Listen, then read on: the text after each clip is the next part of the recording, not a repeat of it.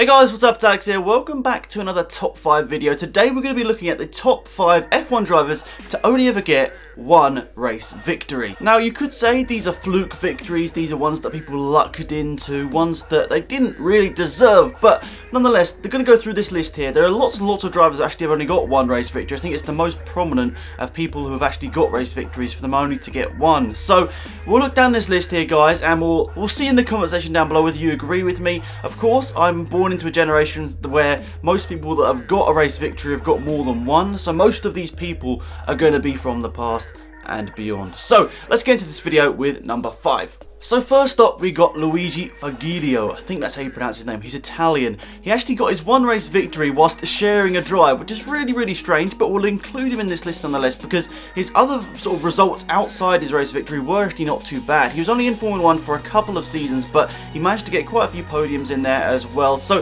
he was a very good driver, but it's really strange. The story of his one race victory is that he actually shared his car with Juan Manuel Fangio in the French Grand Prix, and together they won the race, but they only got half points between them, which is a really strange way of going about it. But that was actually his last ever race in Formula 1. He took part in one full season the year before. He finished 3rd place in the championship with quite a few podiums. Pretty much every race seemed to be pretty much on the podium, and apart from that, next year he got one race victory while sharing, and then he never came back to Formula 1. So that is what it is, and yeah, I think he deserves to be on the list because he's a very good driver, but he might have not got this race victory without the help of Juan Manuel Fangio. So next up is someone you might know if you've been watching my channel since like 2013. This is the person's helmet that I sort of used in my 2013 career mode, or it was a replica of his helmet in my 2013 career mode. It's Francois Servert. I think that's how you pronounce it, probably not. If you're French, you can let me know. If you speak French or you know how to pronounce things right, you can let me know in the comment section down below. But he got his one race victory in Formula 1. He was, he had a career littered with podiums. He was a very good racing driver, and unfortunately his career was cut short with a race, or a life-ending race crash, which is really sad. But I suppose a lot of people at that sort of time in Formula 1 obviously did lose their life. Or did, their life ended basically through a crash in Formula 1, which is really sad.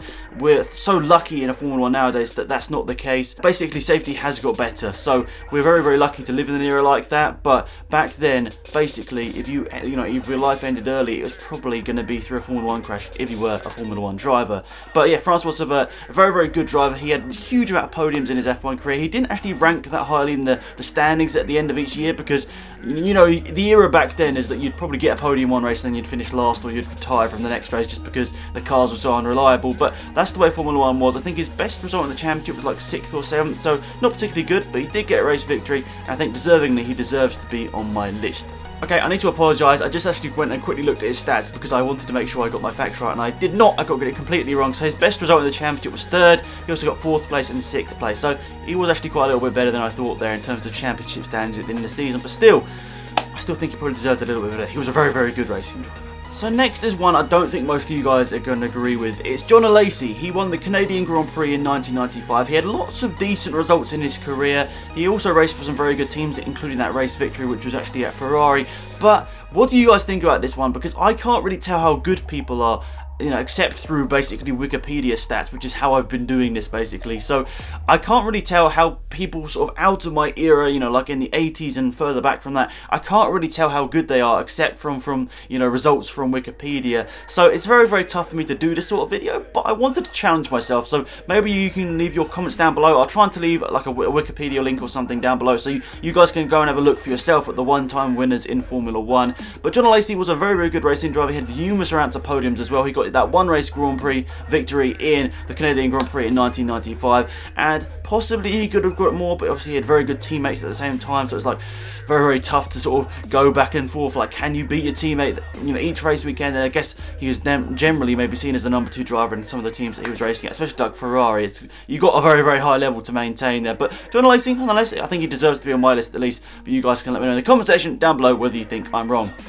Probably am. So next up we have got Robert Kubica, guys. Like, one of the more modern drivers on this list, or the second most modern driver on this list, and I think personally he should have had a much longer career, but unfortunately he had that accident in rally, meaning he could never really get back into a Formula 1 car, and I think he's racing in World Endurance Championship this year. Fingers crossed for him, he has a good year. Maybe some F1 teams, I mean it's probably unlikely, but maybe some F1 teams will give him a test or something, but it's probably a little bit too late, unfortunately, for Robert Kubica to get back to Formula 1. But nonetheless, I do think he was an incredible racing driver. He never really had the car to win many races. He actually did a really good season in 2008. He was within the championship battle with a couple of races to go, but unfortunately, that BMW Sauber, I mean, that's crazy that car was even in the championship battle. It was so far behind, well, in comparison to like where the Ferrari and the Mercedes were at.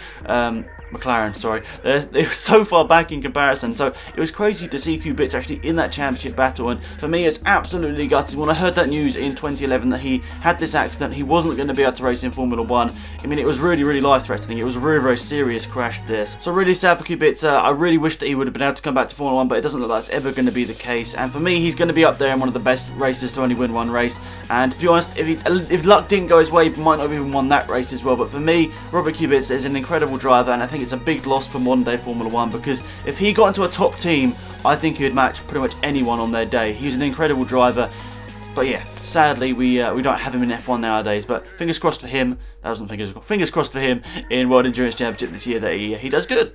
I'm going to need some protection from the comments on this one, because I think last on my list is going to be Max Verstappen, because I don't think he's going to be a one-time winner in F1 for long. So I need to include him on this list now, otherwise he might go on to... Let's lose these.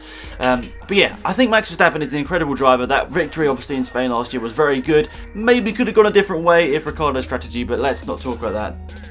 Okay, I've already started a war in the comment section, but I think Max Verstappen is going to go on to win loads of races in his F1 career if he's in the right car at the right time. So I thought I'd include him in this list now, because it's inevitable he's going to go on to win more races in his career. But he's an incredible driver. I know he's a bit impatient sometimes, and I know he can be silly in overtakes sometimes, but keep our fingers crossed. It looks like he's learning. This year at least he's been a little bit more calm. I mean, I know there weren't really any overtakes in the Australian Grand Prix, so we can say he's a bit more calm. But that's pretty much it for this video, guys. Thank you so much for watching. Remember to leave a comment down below there if you've got a different opinion to mine. You probably have, about the best F1 winners to only ever win one race. And you might actually notice it up here, we've actually got a brand new sort of background. I thought it was time to upgrade. A white wall is okay for an amount of time, but it does get a bit boring, so I brought a couple of my posters from home. You can see the Vettel one there, and then the Ferrari one, and then these are ones at the top, the A3 size ones. I sort of designed them myself, or not designed them, I sort of made them myself online, and I thought there's some pretty cool pictures up there and some iconic moments in F1 history. So I thought, you know, especially that one up there,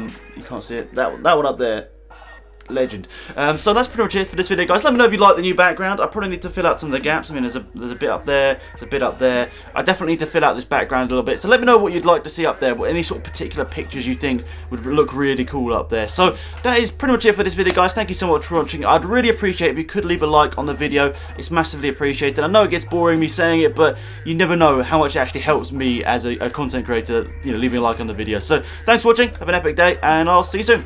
Goodbye.